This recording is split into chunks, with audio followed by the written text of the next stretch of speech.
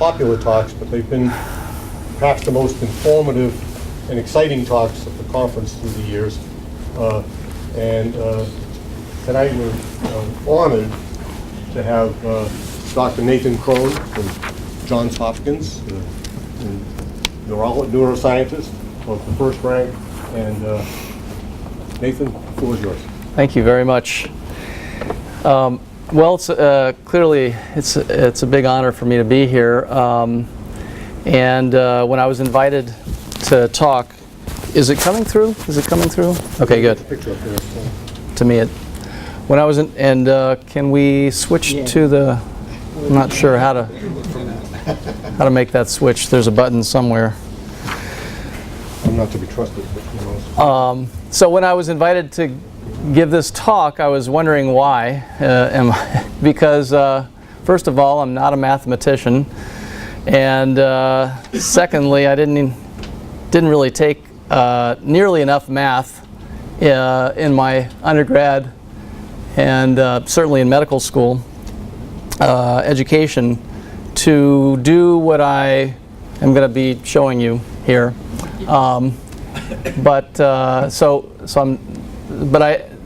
also noticed that I'm scheduled to speak right before you eat dinner. so I think this is so I think of this as kind of like an amuse la bouche, something to cleanse the palate before you have dinner, and something to entertain you, certainly not to educate you.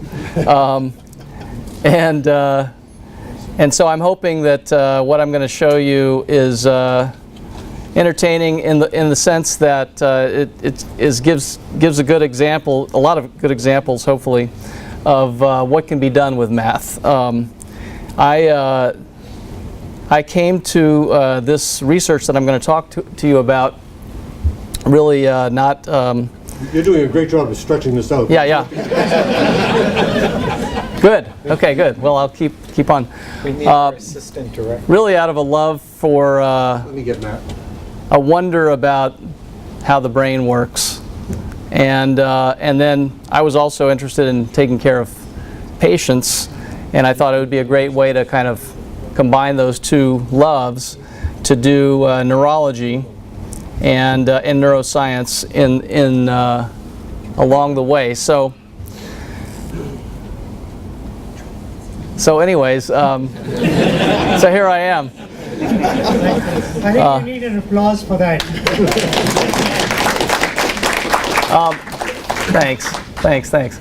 So what I'm going to talk about is the title of the speech, the talk is "Listening In on the Human Brain at Work," and normally I title this "Watching the Human Brain at Work," but I thought listening in would be a little bit more appropriate, maybe to some of the people that are working at NSA or working with NSA, and would maybe interest you a little bit more.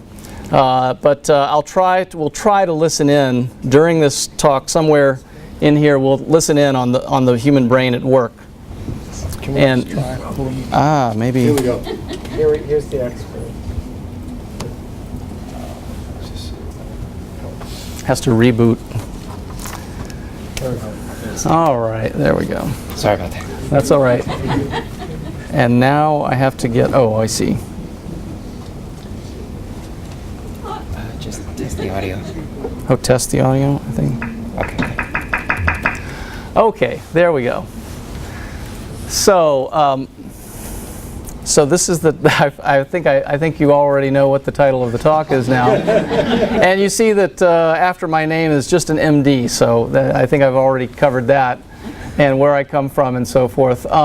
So like myself, having just a love of the brain and kind of being inspired by the mystery of how the human brain works and turns into this mental phenomena that we're always having, like now.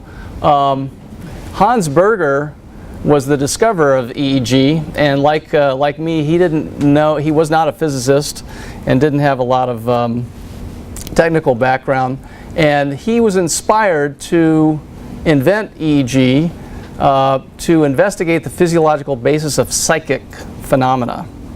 And this came from an experience in his youth when he was in the Army when his he was almost run over by a cannon on a cart, and and right at that moment, he said that he sent some sort of message out to his family, you know, I love you or something like that. I don't know what one would think. And somehow his sister had a premonition that something had gone on and had called his father, or sent a message to his father. And his quote here was, "It was a case of spontaneous telepathy, in which at a time of mortal danger and as I contemplated certain death, I transmitted my thoughts while my sister, who was particularly close to me, acted as the receiver." So it's kind of a kooky idea, you know. And that's how EEG was discovered. What you can see here is some of the first spectral analysis, really, of EEG, of these EEG signals, and you can see an oscillation here that kind of goes away, and you can see it right here, an oscillation that goes away, and this is the actual tracing from that first EEG, some of the first EEGs, and this is a modern EEG showing a very well-known phenomenon in which when the eyes are closed, we have this nice alpha rhythm, and when the eyes are open and information is flooding into the visual cortex, that rhythm is suppressed. And so that really forms a lot of the basis for what I'm going to talk about, believe it or not. And believe it or not, this technique of recording electrical potentials on the scalp and being generated by the brain still is the best way to look at events in the brain, in the human brain, in near real time. Okay? So you've heard a lot about fMRI, you've heard a lot about PET before fMRI. fMRI was kind of innovation over PET. In these methods right here are the ones that we can use in humans to study how the brain works. And lesions, obviously, that was the way neurology really started, and then along came PET and fMRI. And what you'll notice here is on time scale, really EEG and MEG, its more expensive cousin, are light years ahead of fMRI. Still, fMRI is really an indirect measure of the metabolic activity of neurons that are firing more frequently. And as such, because it's like measuring how fast someone runs by how fast they're breathing, you know. So there's a little delay there before you start breathing fast after you've started sprinting. And because of that, we're really still quite limited in looking at the dynamics, really, the fast dynamics of neural activity with fMRI. EEG offers that kind of temporal resolution. But as you can see, it does not have quite the spatial resolution of fMRI. So what are some of the strengths and limitations of EEG? Again, it's a direct measure of neural activity. This is a strength. It has excellent temporal resolution. This is a strength. And that's really particularly important if we're interested in looking at mental events. Mental events such as very simple things like naming an object, like this picture of a car. We know that there's many different stages of processing that occur in the brain from psychophysics experiments. And we need to be able to resolve those different stages of processing in the brain to know where those stages are occurring, how they're interacting with each other over time. We're really interested in the dynamics of neural activity on a large scale in the human brain. And that has a lot of practical significance in terms of mapping out those networks that are important for doing simple things like naming or anything else, or talking and listening to my talk, because we want to preserve those things when we go to do surgery or do other things to stimulate or to lesion the brain in order to treat disease. What are the limitations, though, of EEG? Well, one of the big limitations that I'll talk about a little bit later is it is a complex time series with a variety of features, and the correlations with the neurophysiology of those features are yet to be clearly defined. And you can see this as an opportunity and as a bit of a curse too, is that it forces us to study population and network properties of neural activity. And then another problem that's been really the focus of a lot of efforts for many years is the spatial resolution is suboptimal. And that's because the sensors are quite removed from the sources here. And we have this problem of solving the inverse solution is an ill-posed problem. As you know, MEG, the sensors are even farther from the sources here. And so what I've done is I've just totally cheated by bypassing this problem altogether and looking at the EEG activity directly from the surface of the brain. And by doing that, we improve the spatial resolution to pretty much the same as fMRI, depending upon the spacing and the size of these electrodes, okay? But we're still left with the problem of interpreting those signals. And of course, you may ask, well, how did he do that? Who lets him do that? You know, I'm not going to let you do that. And the answer to that question is that there are patients with epilepsy that is not responding to medications, and we try our best to control seizures with medications, but up to 30% of patients with epilepsy cannot be controlled with medications, and a smaller proportion of those patients could be potentially treated with resecting the area of the brain that's responsible for their seizures. You would think that might be that would be easy, but it's definitely not, and that's we can sometimes localize the seizure onset zone, what we call the ictal onset zone, by recording from the scalp surface. That usually gives us a regional idea of where the seizures are arising. But really, the EEG that we're recording on the scalp surface is only recording the cortex that's in direct opposition to the skull surface. So really, anything deep to that, especially the hippocampus, which is particularly a bad actor and a place where seizures usually do arise, is really invisible, and all we're seeing is the propagation of activity to the surface. So for that reason, we often find ourselves needing to implant electrodes on the surface of the brain or in the substance of the brain in order to localize that ictal onset zone. And so these patients are implanted. This is a patient who's been implanted with a grid of electrodes, and you can see the craniotomy here, the opening in the skull that the surgeon made to put those electrodes in. This is a little diagram of what that looks like. And what we use those electrodes for is not only to localize the seizures and to record. Basically, the patient is in for a week at least, sometimes longer if we have to wait for seizures to occur. And during that time, we're waiting for them to have one of their spontaneous seizures. We take away their medications and hope that they'll have a seizure. Sometimes that happens quickly, sometimes that happens a week or two later.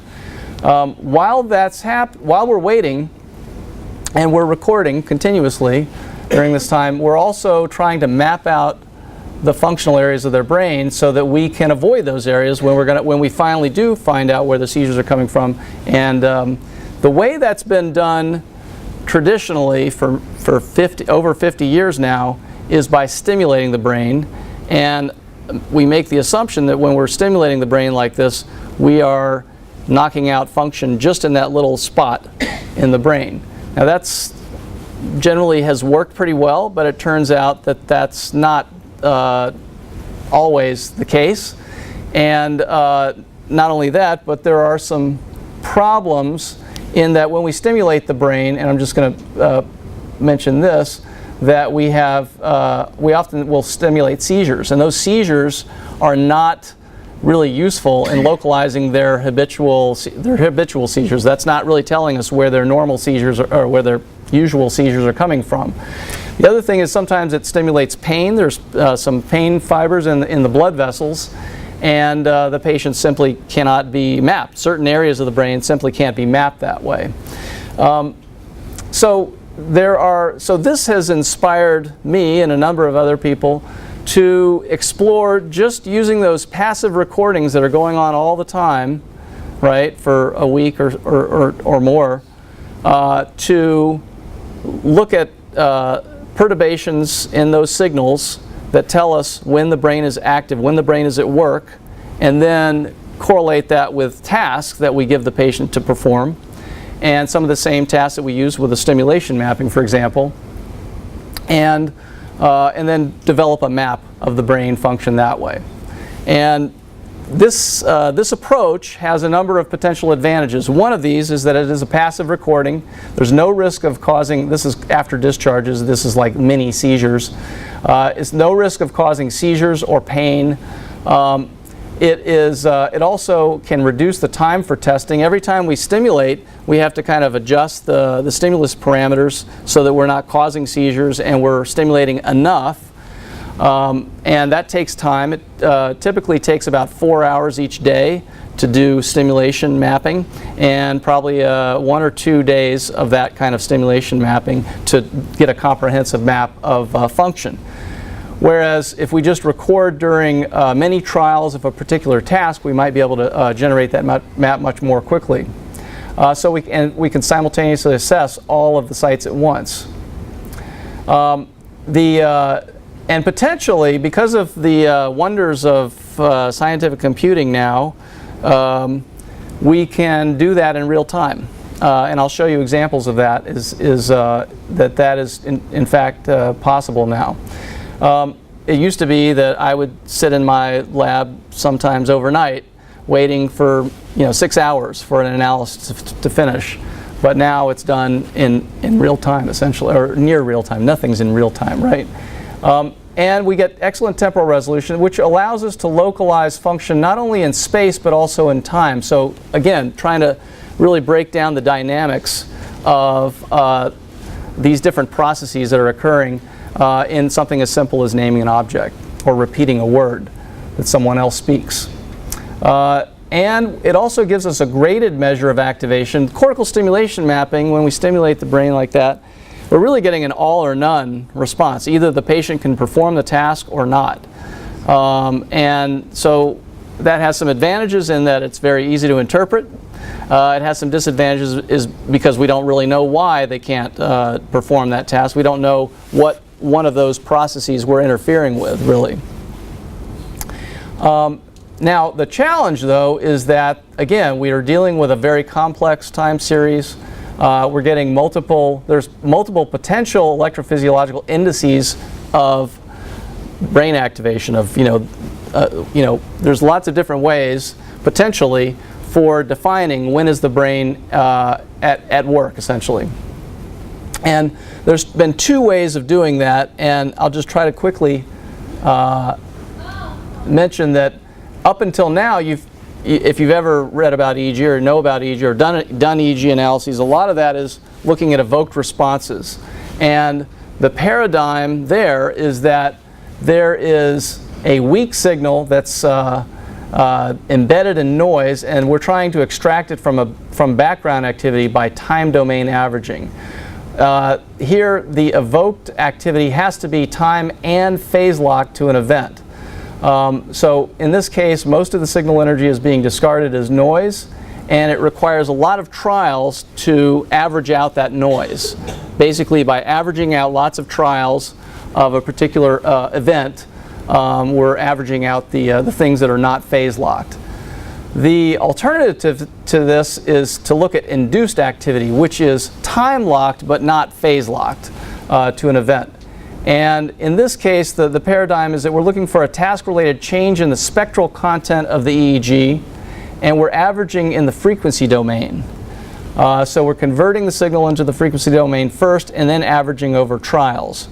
Turns out, we realized much later that you don't even have, with some of these indices that we're looking at, some of the spectral perturbations that I'll show you, you don't even have to really average over many trials. As long as you can establish a baseline distribution of when the patient's at rest. So this requires fewer trials, even down to single trials.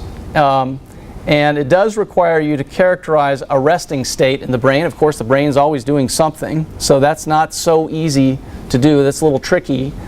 This is and then we're left with this problem, which is different frequencies have different spatial, temporal, and functional response properties. So we're left with what is the best index of functional activation, or how do we know when the brain is at work? And at least 4 different categories of spectral responses have been defined so far.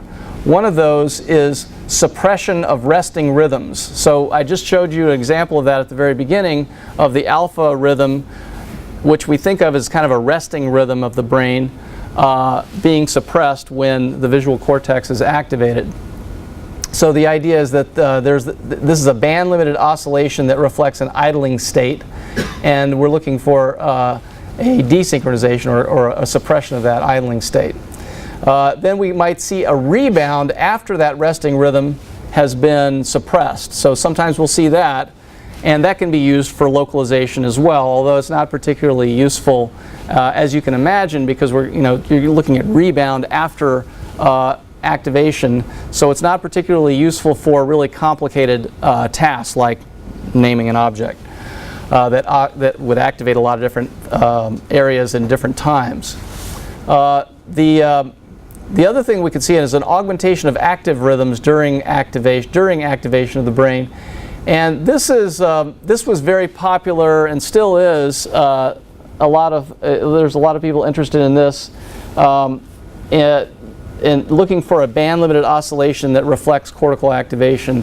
There's a number of theories that have been developed around this as a mechanism for binding, perceptual binding in the brain, temporal coding, sort of a way to code information that's not just related or not just dependent on firing rates, but at the timing at which cells are firing, and cortical communication.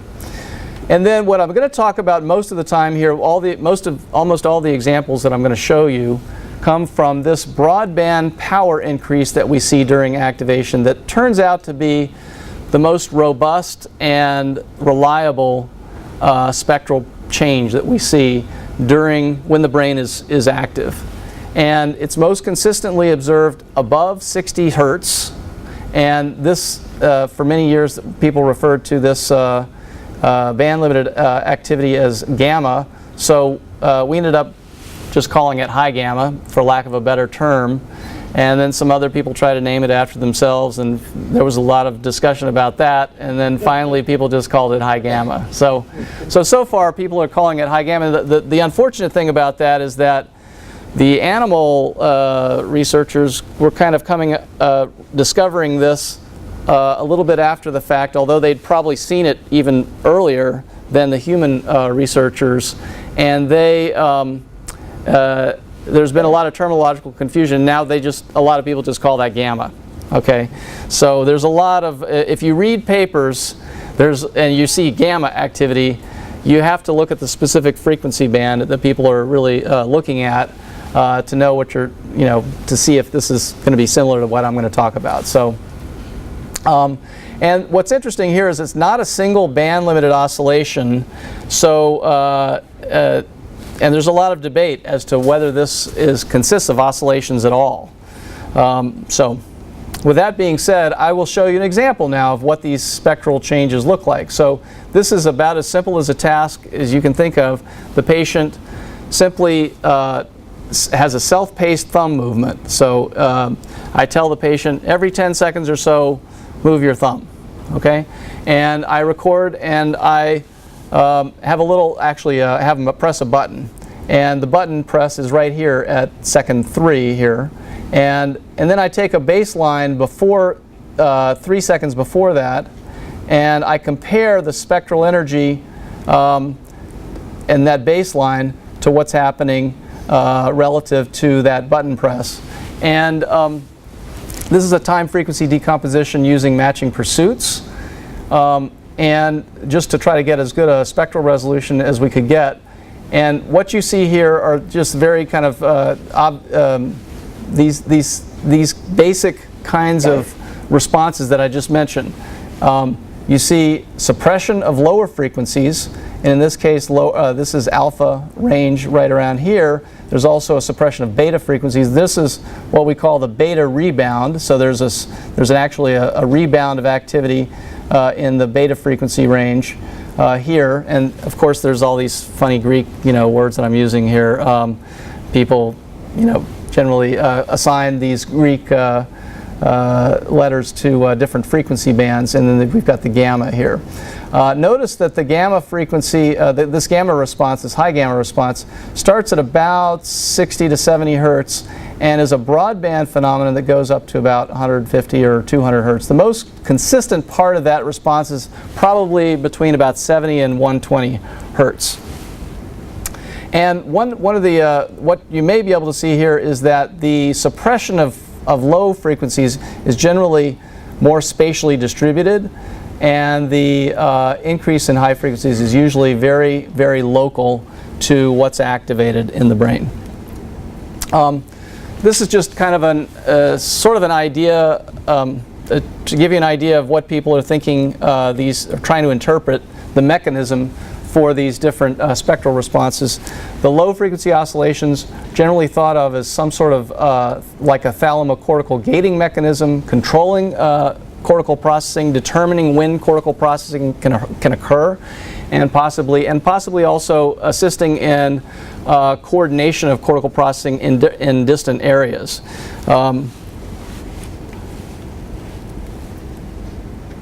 And I'm going to show you some old videos of just using suppression of those low frequency oscillations, and this is during picture naming. This is back in the mid-90s, and Jeff Saraki, who I think is the culprit for getting me here, was involved with some of this work back at Hopkins in the day. This is just showing, you see that this is the time here going by as the patient names objects, and this is an average of the suppression of alpha range activity, and red is the maximal suppression. Now for comparison, here's word repetition, where you may have noticed in the first video that there was, in the first video there was activity, the earliest activity was coming from visual cortex and kind of moving its way into Wernicke's area here, and then into Broca's and motor cortex. Now I realize I'm using all these neuroanatomical terms, and I'll try to give you a really quick primer on that in case any of you are wondering. I'm going to use these terms a fair amount. So this is the temporal lobe, this is the frontal lobe, and the occipital lobe, visual cortex, auditory cortex right here, and posterior superior temporal gyrus right here, auditory cortex. Broca's area is thought to be the seat of speech. If you get a lesion there, you're not going to be talking real soon. You might, and you get a Broca's aphasia in which it's very frustrating. You cannot produce speech, but you can understand speech just fine. This is called Wernicke's area. If you get a Wernicke's aphasia, you can speak, but you just speak a lot of gibberish. You cannot understand speech. You cannot understand sentences particularly, and you will just you'll have a lot of logorrhea. We call it logorrhea. Just a lot of meaningless speech comes out. And then we've got motor cortex here for mouth area. You may remember the homunculus is kind of this upside down man that lies along the central sulcus here, and here's the mouth area and tongue area, for example.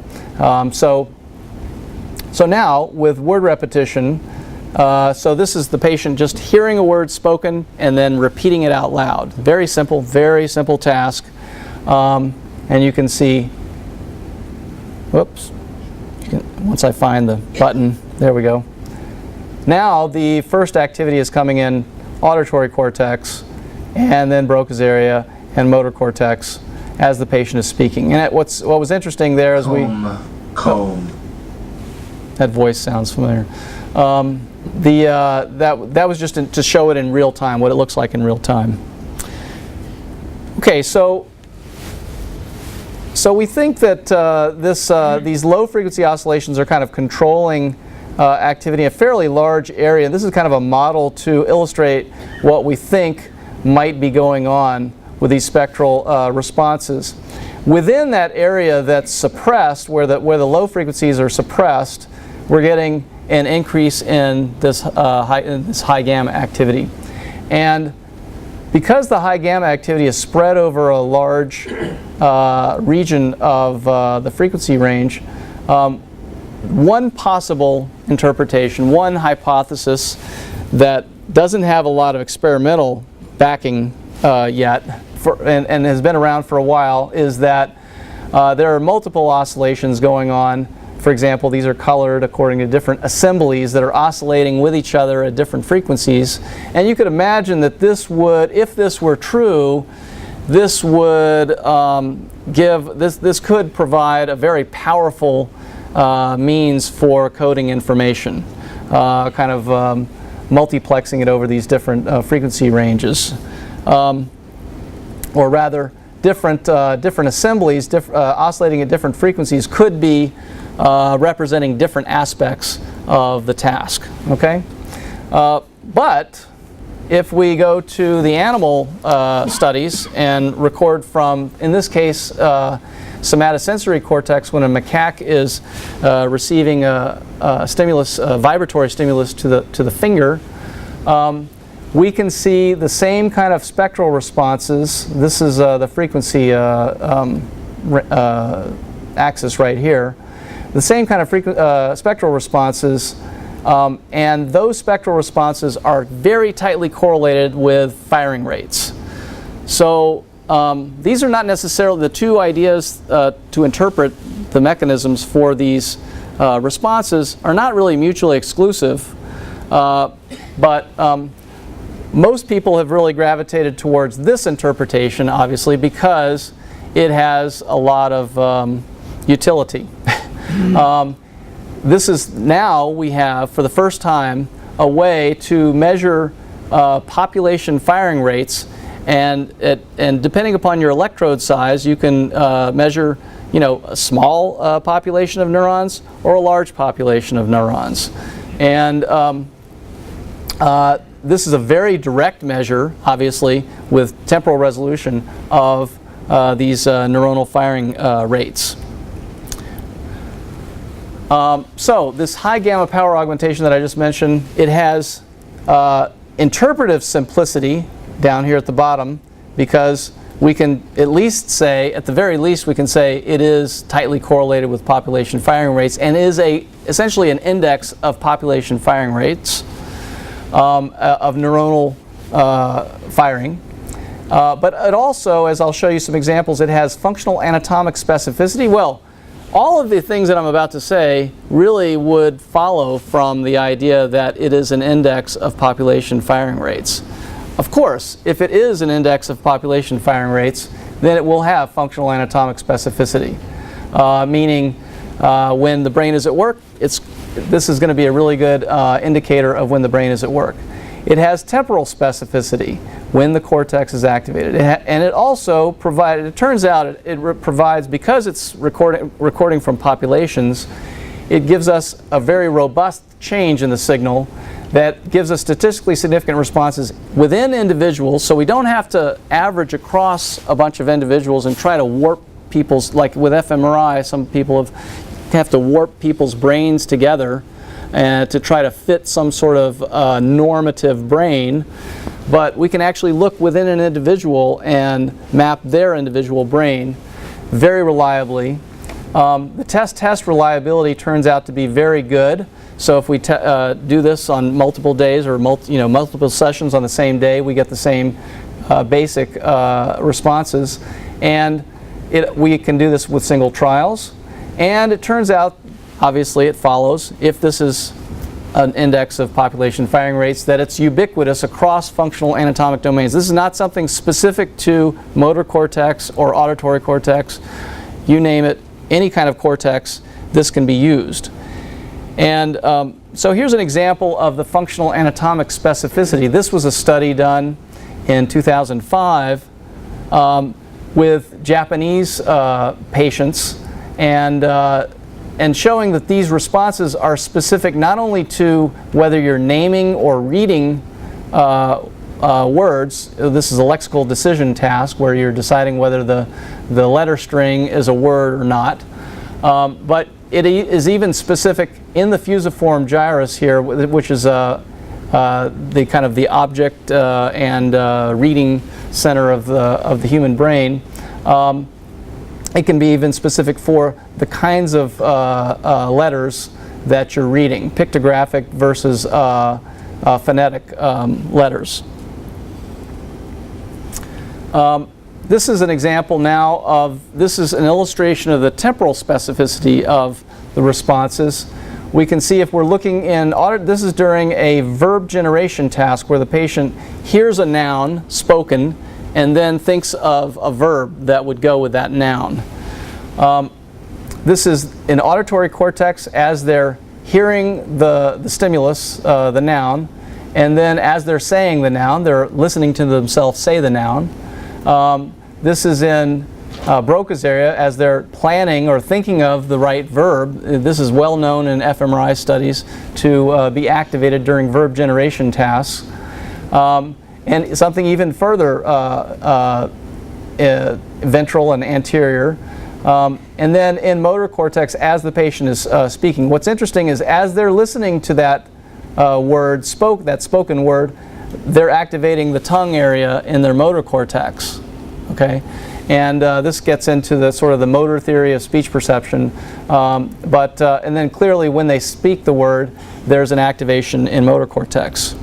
The other thing here is that you can see we can also just look at the single trials and sort the trials according to the patient's response time. So these trials, this is a raster of the single trials as they're hearing the word spoken, and then they're saying the word, they're hearing themselves say the word, and you can see it kind of tracking along with their response time.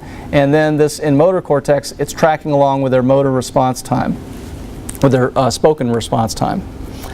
I'm going to, let's see, where are we now with time? Okay, I think I'm going to skip this slide so in the interest of time. Just another illustration. Here's now, because of this, because it's so robust, we can do this in single trials, but we can also, basically we can now do functional mapping at the patient's bedside with we've developed this system here that's showing us each of the channels that we're recording from.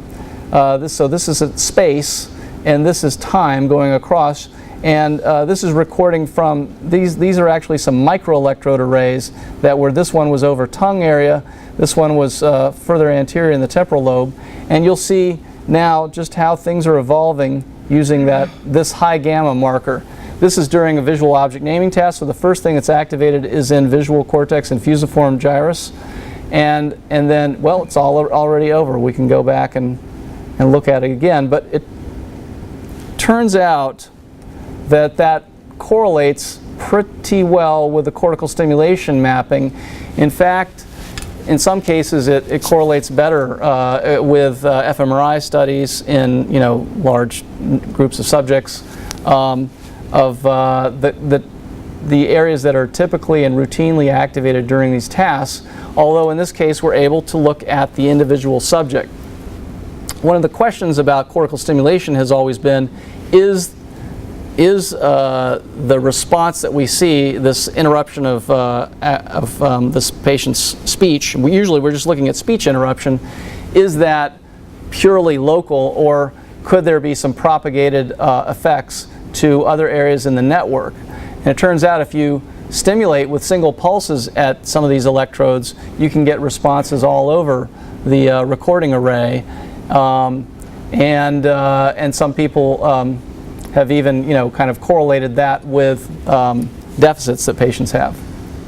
So here's now a auditory word repetition task. So this is just as a comparison with the visual object naming task. And you'll see the first activation now is occurring over auditory cortex, and then Broca's area and tongue area. If it works.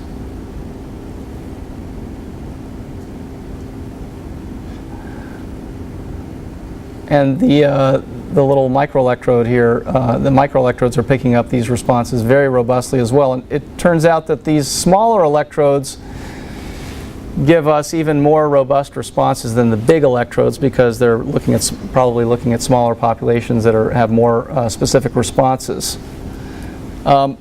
This is just now comparing the responses from this ECOG activation with cortical stimulation mapping. These little colored bars are the areas where stimulation mapping interfered with the patient's verbal responses. So now I'm going to go quickly on to a totally different thing, now for something sort of completely different, which is, can we use these signals to control a robotic arm?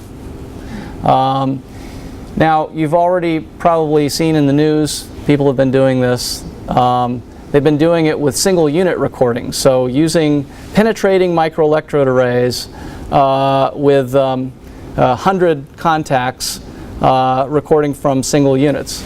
So what we're hoping to do is, we're at least exploring whether these surface recordings, without having to penetrate the cortex, could give us similar kinds of information using this kind of population responses that we're talking about, particularly if we were to use really small electrodes, which I don't have an example of that here in the motor cortex for hand, but I think you'll just see kind of what could be done with this.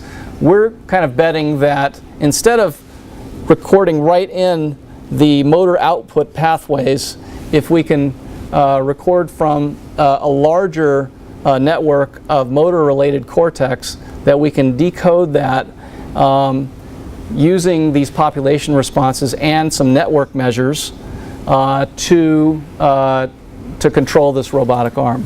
So that's the challenge that we've taken up, and some of the grad students in biomedical engineering at Hopkins, under the direction of Nitish Thakur, with whom I've collaborated now for several years. This is Matt Pfeiffer, and actually Eugene Wang, who's holding your hand, is here. And this is in collaboration with JHU Applied Physics Lab, who made the LEM. So we didn't have anything to do with the making this LEM. And this is showing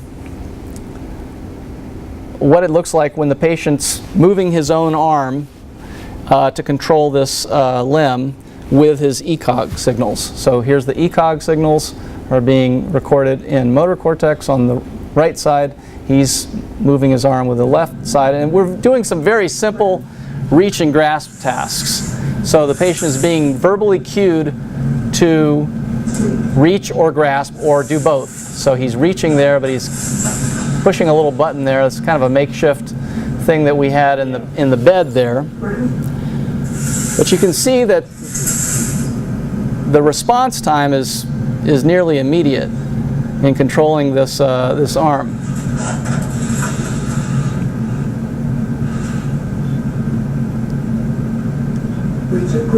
So now he's doing both, reaching and grasping. So we found that we could control these two actions independently with different electrodes recording these kinds of responses. This is just showing how this is what we're doing is we're leveraging the mapping that we're doing in these patients. We've developed all this the mapping really for clinical purposes in these patients, and leveraging that whole infrastructure to identify electrodes that would be good control points. And in this case, we had kind of a reach electrode and a grasp electrode, And you can see we kind of, this is the raster for forward reaches and for grasps, and then kind of the difference between the two of them to try to identify electrodes that would give us independent control of those two things. And then here's an example of a patient that actually, the patient I'm about to show you, this is the patient's brain and the electrodes. And this patient was not only able to control it by moving his arm, but he could control it by not when he wasn't moving his arm, which was really what we wanted to do. Although it turns out that's very complicated to try to control something but not move your arm, because you're sort of inhibiting your movement while you're trying to, activate the part of your brain you normally use to move your arm. So he was able to control this without moving his arm.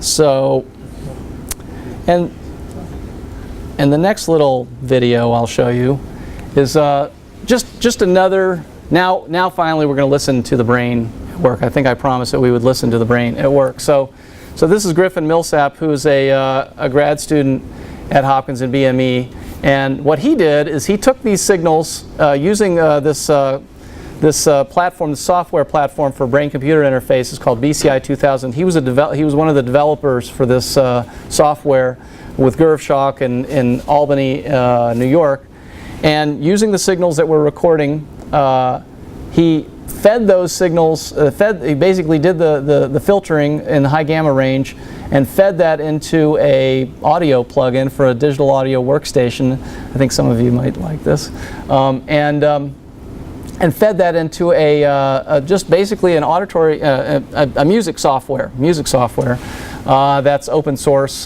He's a big Linux fan, as you can imagine, and this is what he cooked up. So this is a patient performing a complex movement. So we were cueing the patient to either pick up and inspect a cup, the inside of a cup, or drink from the cup, and pick it up from different locations and so forth. And what Griffin did is he just filtered the signal here, and now you're hearing the high gamma activity, and actually you'll hear a little whistle too, and that's just a kind of a harmonic of the high gamma activity, so that you can hear it better. The little dings that you hear is actually every time the patient rests his hand on the home plate. There was a little home plate that told us when the patient was resting his arm. And so every time he picks it up, you'll hear a little ding, and every time he puts it back down, you'll hear a little ding. And basically every time he moves his arm, you see, and this is what he's done is it's kind of hard to see here. So what he did is he put it up here so that you could see it better, kind of isolating the change. This is really the change in high gamma power relative to the baseline. So every time he moves his arm, you get something, and you'll see that these responses they're very ephemeral, but they happen on a very fast time scale. And as you could see from controlling the arm, that can be used pretty effectively to get real-time control of something, a peripheral, your cell phone maybe.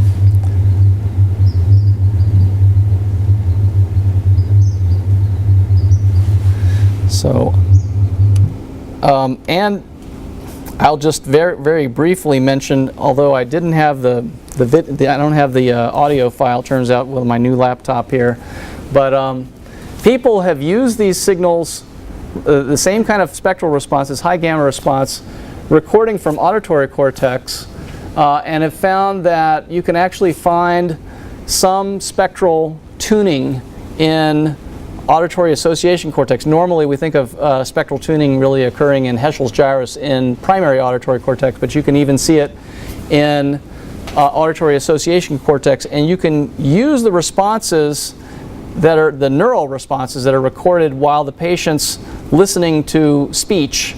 So we just played lots and lots of speech to the patient. There's these 10-minute sentences that are just, just a bunch of sometimes meaningful, not so meaningful, out of context kind of sentences. And then basically this is with collaborators that included Bob Knight at UC Berkeley, but also Shihab Sharma here at University of Maryland, and Nima Mezgarani, who had worked with did his PhD with Shihab, and they basically did a data mining approach to pull out the correlations with different spectral parameters, and they were able to actually reconstruct a representation of what the patient heard. So you could actually reconstruct speech that the patient heard. And I have if I can pull that up, I don't have the best example of it, but I have an example of it somewhere here. Maybe I'll save that for last, okay? And I'll just quickly say that, let's see, where are we on now with time? So, I'm over. So I'm not going to get into cortical network dynamics.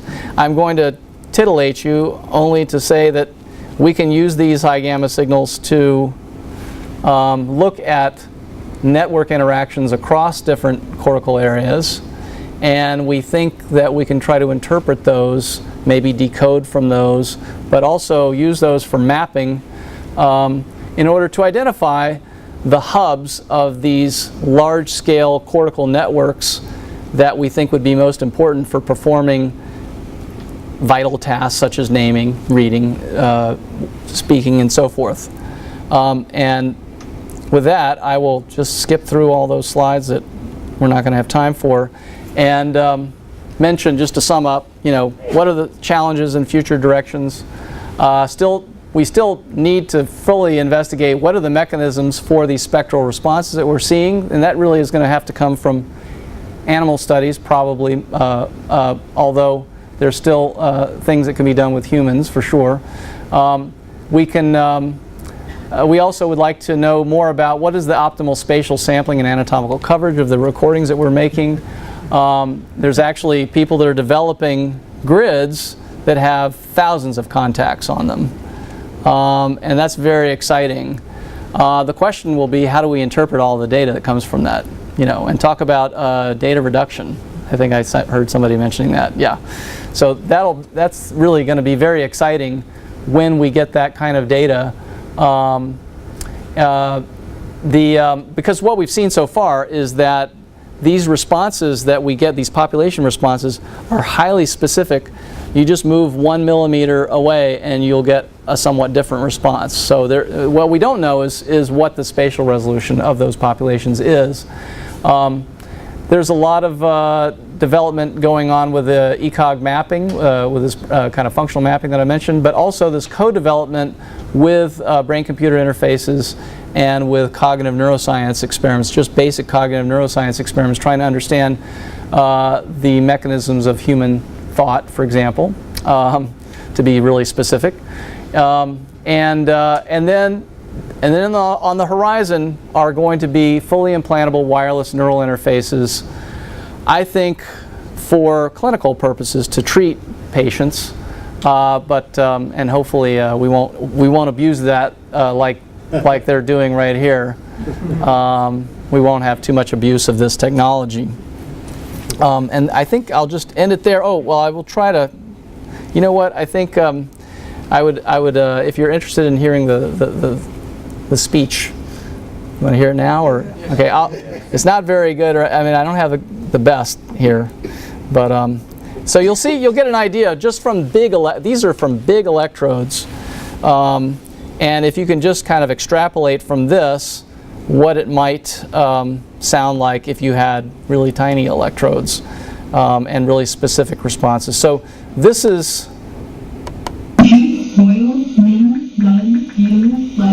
This is what the patient heard.